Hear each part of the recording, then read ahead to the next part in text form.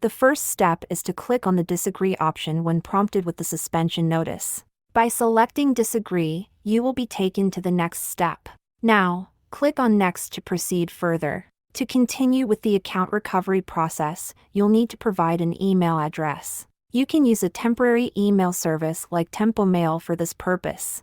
Simply visit Tempo Mail, generate an email address, and copy it. Paste this email address into the required field and click on Next. In the next step, you may be asked to provide additional verification documents by Facebook.